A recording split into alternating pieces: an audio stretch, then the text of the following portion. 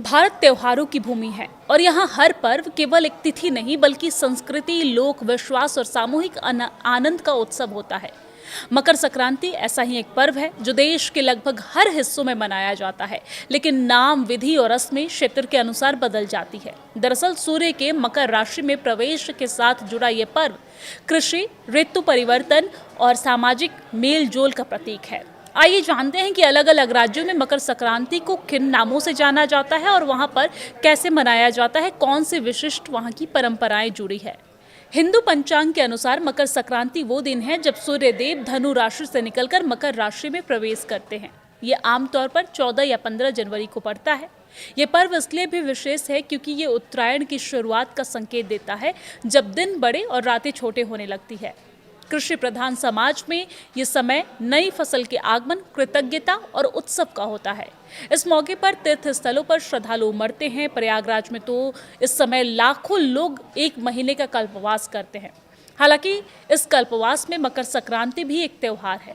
ये उत्सव पौष पूर्णिमा से शुरू होकर महाशिवरात्रि पर समाप्त होता है और इस साल प्रयागराज में ये पर्व 3 जनवरी से शुरू हुआ है। 14 जनवरी को मकर संक्रांति का स्नान है, 18 जनवरी को मौनी अमावस्या है और 23 जनवरी को वसंत पंचमी है।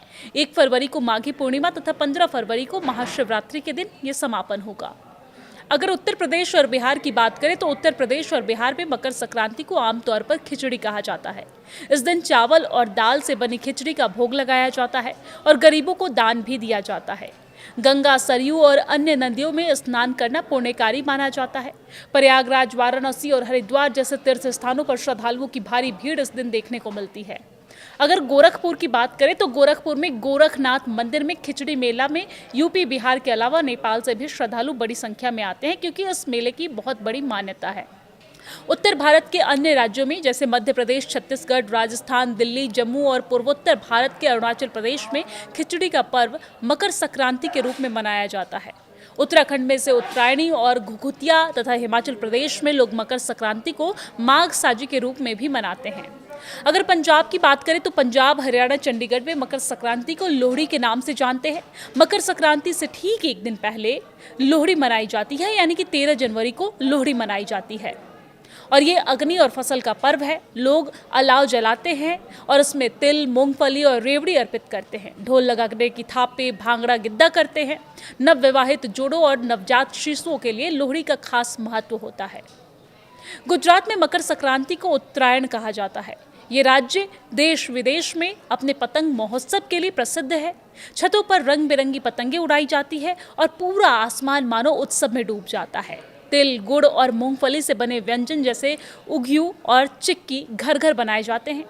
गुजरात के दौरे पर पहुंचे प्रधानमंत्री नरेंद्र मोदी ने सोमवार को पतंगबाजी भी की, जिसकी तस्वीरें भी आपने देखी। साथ ही साथ आपको बता दें कि महाराष्ट्र की अगर हम बात करें तो महाराष्ट्र में इसे मकर संक्रांत कहा जाता है, लेकिन यहाँ की खास पहचान है। इस दिन लोग तिल गुड़ की मिठाई एक दूसरे को भेजकर और मधुर संबंधों का संदेश देते हैं, मुंह मीठा करवाते हैं। हालांकि महिलाएं हल्दी कुमकुम का आयोजन करती है और नए कपड़े पहनती है। अगर तमिलनाडु की बात की जाए तो तमिलनाडु में मकर संक्रांति 4 दिनों तक चलने वाला पर्व है, जिसे पोंगल कहा जाता है। हर दिन का अपना महत्व एवं नाम है। आपको जानकारी दे दें कि पहले दिन को भोगी पोंगल कहा जाता है। ये पुराने सामान को त्यागने का दिन होता है। दूसरे दिन सूर्य पोंगल है। इस दिन सूर्य देव की पूजा और मीठे पोंगल का भोग लगाते हैं और इसकी परंपरा है वहाँ पर। वही अगर तीसरे दिन की बात करें तो तीसरे दिन मट्टू पोंगल है।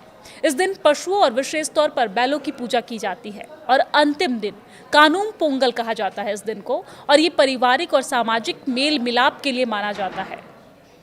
कर्नाटक में लोग एलू बेल्ला कहते हैं, यानी कि तिल, गुड़, नारियल, मूंगफली का मिश्रण बांटते हैं। आपको बता दें कि गन्ना और केले का विशेष महत्व है। यहाँ भी सूर्य और फसल के प्रति कृतज्ञता प्रकट की जाती है। आंध्र प्रदेश की तरफ अगर नजर डालें तो आंध्र प्रदेश और तेलंगाना में इसे संक्रांति कहा जाता है और यहाँ भी 4 दिन तक इस त्योहार को मनाई जाती है। भोगी, संक्रांति, कनुमा और मुक्कुनुमा के नाम से यहाँ पर जाना जाता है। रंगोली, बैलों की सजावट, लोक नृत्य और पारंपरिक खेल इस पर्व की पहचान है। यहाँ और तमिलनाडु की विविधता में काफी समानताएं हैं। केरल में मकर संक्रांति मकर विल्लुकु के नाम से भी मनाई जाती है और इस दिन प्रसिद्ध सबरीमाला अयप्पा मंदिर में एक विशेष आयोजन होता है। मकर संक्रांति को मलयालम कैलेंडर के मुताबिक मकरम महीने का पहला दिन माना जाता है। यहाँ इसे संक्रांति भी कहते हैं। वही अगर पश्चिम बंगाल की बात करें तो पश्चिम बंगाल में मकर संक्रांति को पौष संक्रांति भी कहा जाता है। इस दिन पीठे पुल्ली यानी कि चावल और गुड़ से बनी मिठाइयां बनाई जाती है। ग्रामीण और आदिवासी क्षेत्रों में विशेष तौर पर पुरुलिया, बांकुड़ा और झारखंड से सटे इलाकों में ये पर्व टूसू के रूप में भी मनाया जाता है। टूसू गीत, रंगीन टूसू, प्रतिमाएं और विसर्जन इसकी खास पहचान है। ओडिशा की तरफ अगर नजर डालें तो ओडिशा में मकर संक्रांति को लेकर मकर चौला कहा जाता है। इसे भगवान जगन्नाथ को विशेष चौला भोग अर्पित किया जाता है इस दिन, जिसमें नई फसल का चावल, दाल और सब्जियां शामिल होती है। गांवों में मेले और लोक नृत्य होते हैं। असम, मेघालय, मिजोरम में मकर संक्रांति को माघ बिहू या फिर भोगाली बिहू कहा जाता है। ये फसल की कटाई के बाद उत्सव मनाया जाता है।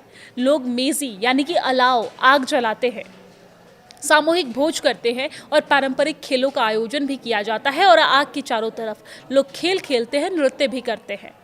तो ये रहा अलग अलग राज्यों की अलग अलग परंपराएं और विशेषताएं, जहां पर मकर संक्रांति को अलग अलग अंदाज में अलग अलग तरीके से मनाई जाती है। वैसे मकर संक्रांति केवल धार्मिक पर्व नहीं है, बल्कि ये कृषक जीवन, सामुदायिक एकता और प्रकृति के प्रति सम्मान का उत्सव है। तिल गुड़ का सेवन स्वास्थ्य से जुड़ा है, पतंगबाजी सामूहिक आनंद का प्रतीक है और दान पुण्य सामाजिक संतुलन को दर्शाता है। तो इस तरह मकर संक्रांति को कहीं खिचड़ी, कहीं लोहड़ी, कहीं उत्तरायण, कहीं पोंगल, कहीं माघ बिहू, मकर चौला और टूसू नाम से जाना जाता है, पहचाना जाता है। लेकिन भाव एक ही है, सूर्य, फसल और जीवन के प्रति कृतज्ञता। मकर संक्रांति भारत के उस सांस्कृतिक एकता का उदाहरण है जहां विविधता होते हुए भी मूल भावना समान रहती है। यही कारण है कि ये पर्व सदियों से लोगों को जोड़ता आ रहा है और आने वाली पीढ़ियों को अपनी जड़ों से जोड़ने का कार्य करता रहेगा। अब ये त्यौहार अपने इन्हीं नामों, संस्कृतियों के साथ साथ प्रवासी भारतीयों के बीच में भी लोकप्रिय हो गया है। आपके यहाँ किस तरीके से मनाते हैं मकर संक्रांति, कमेंट करके जरूर बताएं।